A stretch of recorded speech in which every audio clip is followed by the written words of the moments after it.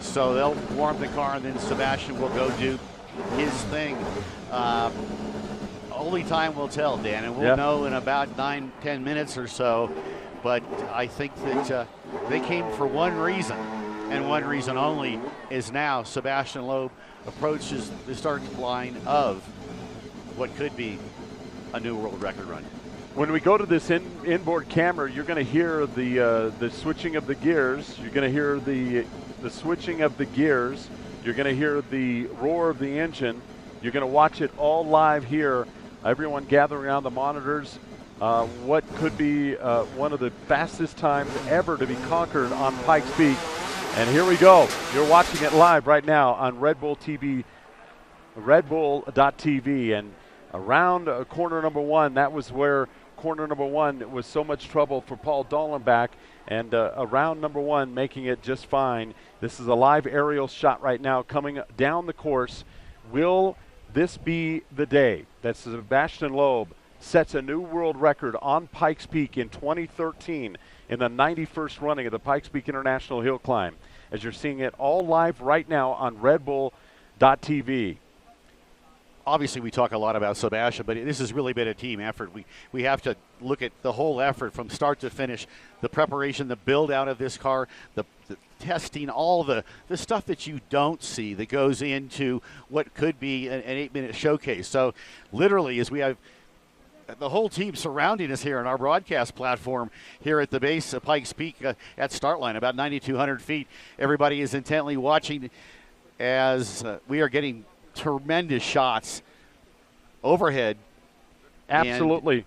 And I'll tell you, when you look at this, as fast as this vehicle is going, one of the first glimpses of the ability to see this all happening live and on your screen for the very first time, and it just gives you an indication how fast these cars can make their way up. It was hard to identify exactly what corner that was. It was a left-hander, though, but it did look like Sébastien pushed wide. He had a lot of lack of front-end grip. His line there was probably not the one that he really preferred, but again, with 800 horsepower and his talent, there's some wiggle room there, Dan, and we're gonna watch it all happen right now as the second car of Romain Dumas now fires as he will approach the start line. Around that corner, coming up to Glen Cove, and then obviously Sébastien Loeb is going to need to get all the speed in this area because he will be in that area where he's going to start to come along the ragged edge and go up to the summit of Pikes Peak through the W's. Some of the big hairpin turns that Sébastien Loeb is going to have to conquer, and then very soon Dumas is going to be also trying to conquer the turns here on Pikes Peak, as you're seeing it all live right now, coming up to an area of the race course that is near 16 Mile. And I'll tell you, as you watch this right now and the trees go flying by, the speed of upwards of 160 miles per hour is by Sébastien Loeb, the Frenchman driving the Peugeot Sport 208 T16. Around the corner he goes, and up now coming to the area of Glen Cove. And I'll tell you, this is, again, the area of Pikes Peak where if you're going to set a record, you have to be in the area set that record in this section of the highway, because you're not going to gain speed as you're going up into those higher elevations. I want to really especially watch the W's as he goes up to 16 Mile and then up to Bottomless Pit. I think this is an area where Sébastien and the horsepower is really going to shine. Danny, I tend to disagree with you a bit. I think the reason they've come with so much horsepower and the turbocharged application, you heard them short shifting it here off the start line. I think this might be an effort that really is designed to, and I'm guessing, to push midway to the top. You're watching it live here on redbull.tv. Sébastien Loeb making his way up now, going past Glen Cove. He's going to be coming up to a ragged edge. This is going to be the first park. It's called Elk Park, and if you're watching and you have your maps out, you can see what's left for this, what Sébastien Loeb hopes to be a record-breaking and record-setting attempt. He's going to be coming up to ragged edge. You can see everybody. Is everybody excited about this run? Is there excitement in the air? There we go. Their excitement right now, and they're coming up Sébastien Loeb coming up to Ragged Edge right now.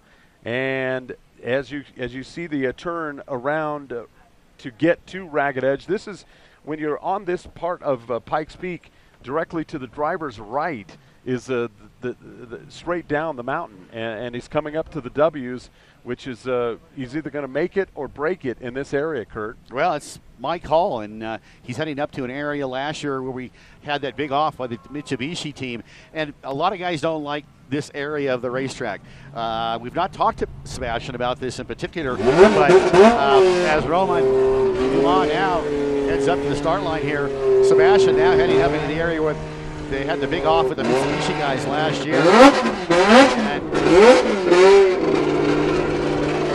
that's enjoyable. I appreciate that. We've got the power and we've got the helicopter. Now you can see Sébastien Loeb coming up to the second leg, the second cut of the W's. He's going to be coming up to 16 Mile. He's already passed Ragged Edge. Sébastien Loeb driving the Peugeot Sport 208 T16. Is he going to set a new world record? Only time will tell. He had some difficulties a little bit in the beginning of the section 1, but as you can see right now, he is definitely making his way up the mountain here at Pikes Peak. We've seen it before, Kurt. We've seen the competitors. What's going through their mind at this particular part of here we go. Pikes Peak. That's the FlatironsTuning.com 16 Mile, the critical left-hander that it will take him up to Devil's Playground, then the bottomless pit. He's going up to Devil's Playground as well. Look at the crowd at Playground. Holy Devil's cow. Playground absolutely packed year in and year out. And again, if he's not going to have the speed coming through the W's, this is where he can really make it up as he's coming up to the upper part, to upper gravel pit. He's approaching, and he's already passed 19 Mile here on Pikes Peak Highway. And this is a very critical area because we're above tree line now. You lose some reference points. You're literally looking off into the sky. It's an area that maybe for a first timer, certainly with Sébastien's talents, I hope that doesn't come into play, but for a first timer, as you come above tree line, you lose all reference points. You're literally driving into the sky, and a lot of these corners do fall away. They're decreasing radius. It's a very challenging point, but I think this is where this guy's really going to shine. No question about it. You can see the consternation of the people when they switch back to the camera to us. We have the helicopter obviously geared up, and we're going to hopefully get reacquainted with the helicopter here shortly.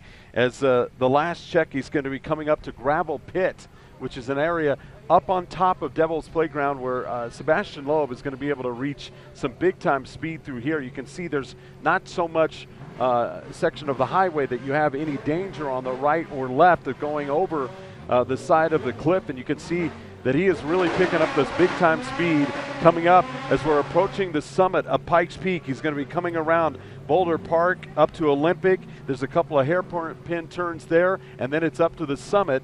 And hopefully what he hopes is going to be a record-setting attempt. Well, we just heard Roman Dumas take off, the American Le Mans Series driver and Le Mans 24-hour champion. Sébastien now approaching the summit. In the days of old, bottomless pit area, when it was gravel, especially the right-handers, you're carrying big-time speed up there. You could hook that right front, much like a flat tracker or an off-road racer, to help the car rotate, help it turn. Can't do that anymore. It's all paved, so different lines and a different time here at the Pikes Peak International Hill Climb. And I'll tell you, they got everybody lined up in the Unlimited, and there you see Sébastien Loeb making his way up to the finish line of the historic racetrack here at International Hill Climb. Sébastien Loeb is now crossed the finish line. Now we await to see what the time will be here in the 91st running of the Pikes Peak International Hill Climb. Will it be enough to set a new world record and be in the first time ever 8-minute club? Only time will tell. A lot of handshakes here. A lot of people congratulations are pretty much going knowing around. There's a lot of congratulations, handshakes around. We got the cameras coming in front. The Team Peugeot, they are excited beyond belief. Directly to my left, they know something, and they obviously feel the excitement has been accomplished and the goal has been reached But will it be enough to be in the 8-minute club? I think a new world record could be a possibility. But I'm reading the faces here. There's a lot of excitement and a lot of handshaking and backslapping going on. We will get official